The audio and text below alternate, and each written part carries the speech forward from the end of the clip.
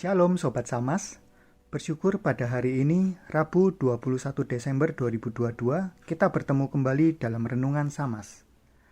Mari kita menyiapkan hati sebelum merenungkan firman Tuhan. Mari kita berdoa. Tuhan, terima kasih atas hari baru yang penuh pengharapan.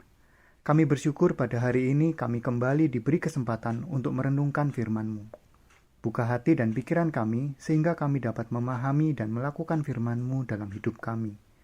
Dalam nama Tuhan Yesus kami berdoa, amin. Tema yang akan kita renungkan adalah siap dipakai Tuhan.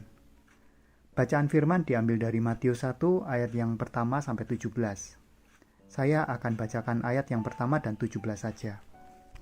Matius 1 ayat 1 dan 17. Inilah silsilah Yesus Kristus, anak Daud, anak Abraham. Ayat yang ke-17. Jadi seluruhnya ada 14 keturunan dari Abraham sampai Daud, 14 keturunan dari Daud sampai pembuangan ke Babel, dan 14 keturunan dari pembuangan ke Babel sampai Kristus. Demikian firman Tuhan.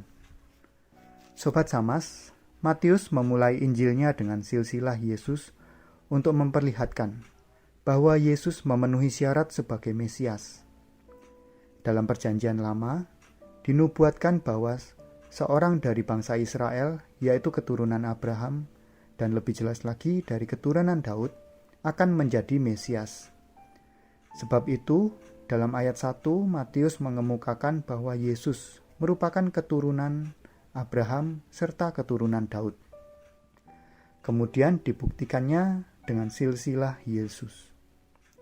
Silsilah yang ditulis Matius melibatkan 46 nama yang hidup dalam kurun waktu 2000 tahun. Semua adalah nenek moyang Tuhan Yesus, dengan aneka pengalaman, kerohanian, dan kepribadian. Di antara nenek moyang Tuhan Yesus, ada yang menjadi pahlawan iman, seperti Abraham, Ishak, Rut, dan Daud. Abraham disebut sebagai bapak orang beriman. Ishak adalah anak perjanjian Tuhan. Rut yang setia merawat mertuanya, dan Daud adalah raja yang hebat dan ternama. Ada pula yang mempunyai masa lalu kelam dalam silsilah Yesus. Seperti Rahab yang adalah seorang pelacur, dan Tamar yang akhirnya menikah dengan ayah mertuanya, Yehuda. Sebagian silsilah Yesus berasal dari masyarakat kebanyakan, yaitu Hesron, Ram, Nahason, dan Akim. Ada juga orang jahat dalam silsilah Yesus, seperti Manasye dan Abia.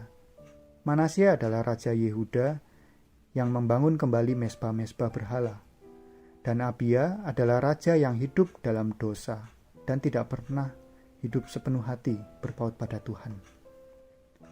Fakta-fakta dalam silsilah Yesus mengingatkan kita bahwa karya Tuhan di dalam sejarah tidaklah dibatasi oleh kegagalan dan dosa-dosa manusia.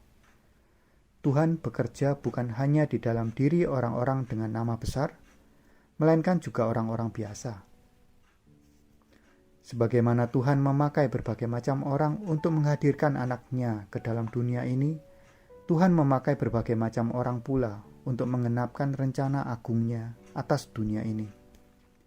Tuhan juga ingin memakai Anda dan saya sebagai perpanjangan tangannya. Mari kita memberi diri kita untuk dipakai sebagai alat kemuliaannya. Mungkin ada di antara kita adalah orang dengan nama besar. Berikan pengaruh baik dalam masyarakat sesuai teladan Yesus. Mungkin ada di antara kita adalah orang yang hidup biasa-biasa saja di dalam masyarakat.